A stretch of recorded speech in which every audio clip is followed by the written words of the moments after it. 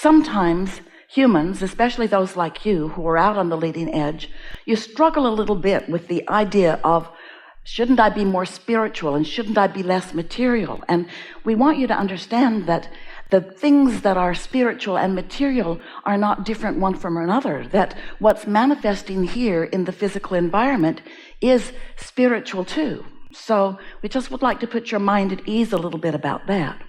But sometimes you are a creator who came specifically into this physical body in order to use the power of your own focus in order to create. Once that step 1 has been completed and source does step 2, in other words, all of the cooperative components begin to assemble right away around your object of desire, your new improved object of desire. But your work has to be what we are emphasizing as step 3. You have to close that vibrational gap between what you've asked for and what you are currently perceiving. And you know, it comes down to something so simple that it's a little bit mind-blowing to so many humans when they realize really how simple it is. It really comes down to this. When you, in any moment in time, are feeling what you might call satisfied, then that's a very good indicator that you've closed that gap and that you are flowing with the new and improved, even though it hasn't manifested yet, because that takes a little while for those thoughts to turn to things. If you're feeling satisfied, then you're not in the way. You're not introducing any resistance. But if you are standing in an attitude of dissatisfaction, in other words, if you're complaining about what is, I wish it were different, I wish it wasn't like this, I wish it was like that, then you're in the not satisfied mode. You're in the dissatisfied mode. And in the dissatisfied mode, you're not closing that gap at all. Now, as humans, you want to explain to yourself and to others and to us why it's justified that you're dissatisfied. And we'll give you that. We know sometimes you're standing with not enough money or with too much of something you don't want. We get that. In other words, we know that sometimes your current bouncing off place isn't all that pleasant. But it is a bouncing off place, and that's the thing that we want you to realize. When you're standing where you don't want to be, you're bouncing off into something better. But most of you don't bounce so well. Your inner being takes the bounce. Your inner being says, all right, here we go. But if you're dissatisfied, then you don't go. And then your dissatisfaction is amplified because, now these are new words, hear them. Your dissatisfaction is amplified because your inner being took off where you pointed and you didn't go to. There just isn't anything else that you need to know, and that guy leaving the room knows it. Came, got it, got everything I came for.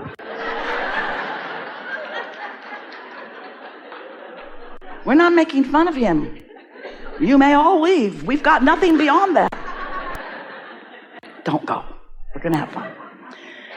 So, you're creative geniuses, and you've come into this physical environment to create. But this is worth really understanding, this one very brief basis, and then we're going to throw it open to you. All of you isn't in this body. A part of your consciousness is, but a large part of you remains as non-physical consciousness. It's what you call soul or source. We call it your inner being. It goes like this. You were non-physically focused. A part of your consciousness came into this body, a magnificent part.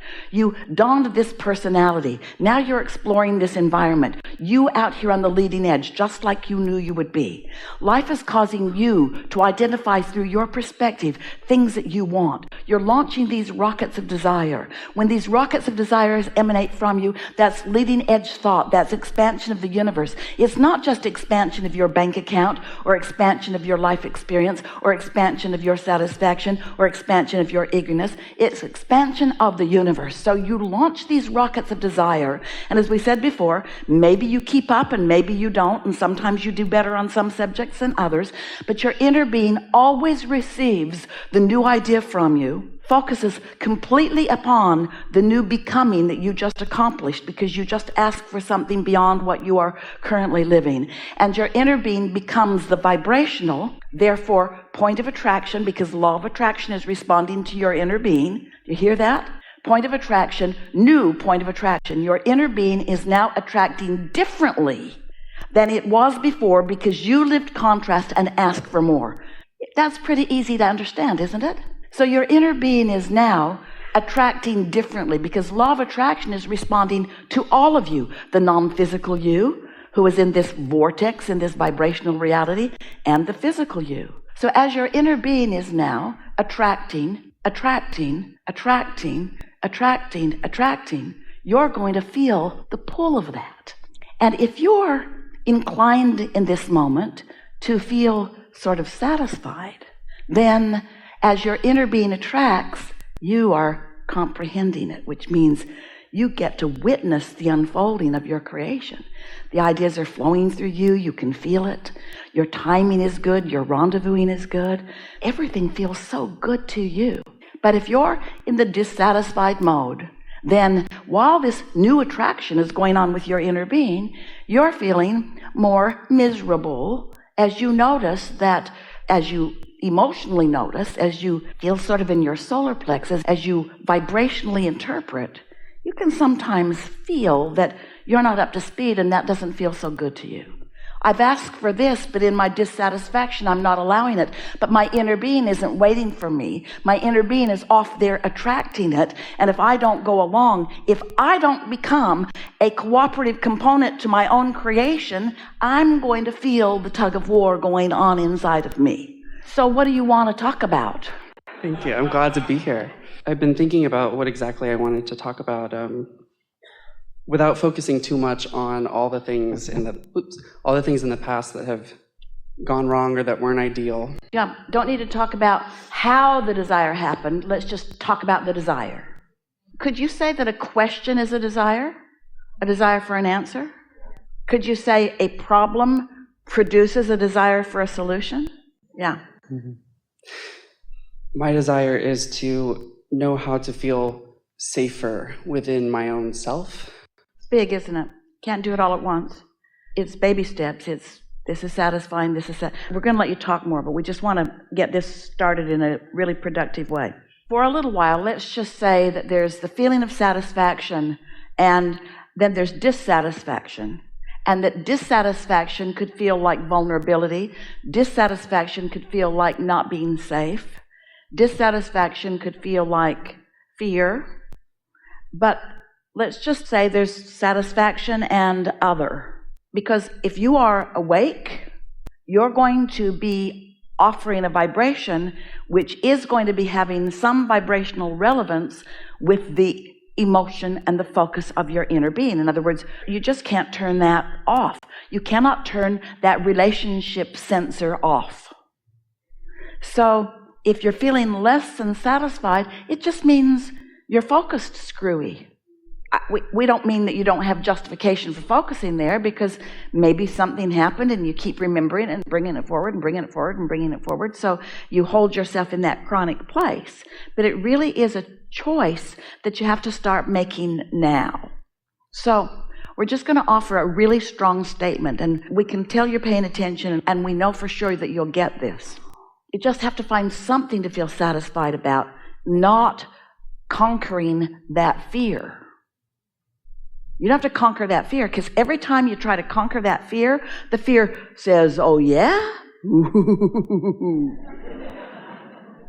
But if you're just looking for something to feel satisfied, and there are so many things, then you begin tuning yourself into a frequency that fearful, insecure vibration just becomes less and less practiced until it's a non-player in your experience.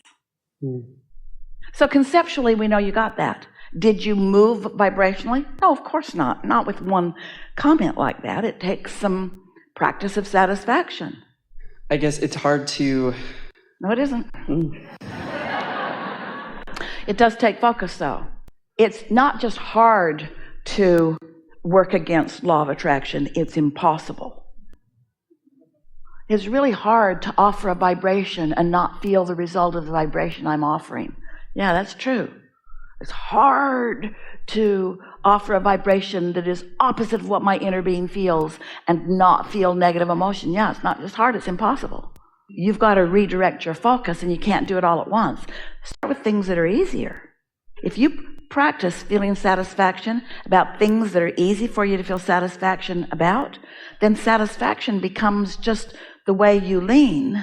And after a little while, even those things that you felt strong dissatisfaction about will just sort of dissipate. They will become a non-player in your vibrational balance. Just for fun, picture a whiteboard, a light board, about the size of your bed. And let's draw a line right down the middle of it, and let's call that the satisfaction line. So here's all these little LED lights over here on the good feeling side of satisfaction, and here's all these LED lights on the other side, and let's call that dissatisfaction. So over here in dissatisfaction are subjects that you're afraid of, subjects that you remember that you felt victimized, subjects where you felt disadvantaged, subjects where you felt misunderstood. And over here are subjects where you felt praised and where you praised, where you felt clear and were clear, things where you felt invincible, things where you felt disadvantaged. So you got a picture of this light board. So now you're moving through your day, and you are where you are, and that's okay. And let's say you weren't really tuned up by this conversation, and so you're just having a normal knee-jerk response to life day. And you turn on the television and half the lights on the board light up. In other words, there's so much to feel dissatisfied about if you focus there. So let's say you practice some of those thoughts, and then you go to lunch with somebody and you practice some more. That board is just so active and so ready to light up. In other words, it's just practiced, and the more you practiced, it's like a really bright half of the bed. But let's say that on this new morning that you wake up, and you've decided that you're going to look for things to feel satisfied about, and right as soon as you get out of bed, you find something that you feel satisfied about, and you focus on it, and it's not anything monumental, it's not anything to write home about, but it lights up. And now you've got your day off on a different foot. And now, because of the cooperative component nature of that lighted light, other satisfying thoughts like that one begin to sort of flicker a little bit. And if you're in the receiving mode, you begin receiving impulses about those. You see how it works? So, got to catch it early, because once it gets going, it's hard. You're right. But if you start the day off that way, it gets easier and easier until you'll find yourself with this good feeling side of the bed light board imagined thing just bright all the time, and it's a rare time that something displeasing comes back in. Something could have happened 20 years ago, and if you haven't activated it, it's dissipated so much it's not a player in your vibration at all. But most people don't do it that way. Most people remember it. They talked about it 20 years ago and 19 years ago and 18 years ago, and it's a big player in your repertoire of what you offer around the entertainment in the nail salon. I was recently kind of abandoned by my mom, and Good. yes, it is good. Really, It is good. mothers are overrated because they think they're smarter than you, and they think that they get to live your life for you, and they think that they should get to make all the decisions for you. And so mothers are a lot to overcome. Yes. And How you doing out there, Mom? Well, if you're a mother, you don't agree with us, but if you remember your mother, you know exactly what we're talking about. yes. Without getting too into it, You're going to, though, aren't you? well, because it comes to a bigger question. Yeah, but you see what you're doing? You're doing what almost everybody does. You're in this place where you feel this dissatisfaction, and we get it. And you want to explain why you feel it, because you really don't want it. So it feels like you should explain it to justify it. But explaining it only holds you there longer, and you're really not wanting to keep that vibration active. You don't want to keep bringing it forward into your now, into your now, into your now. It's more irrelevant than you are right now understanding. Anytime you're not standing in a place where you know at deep levels you want to be, there is a desire within you to explain why you're there.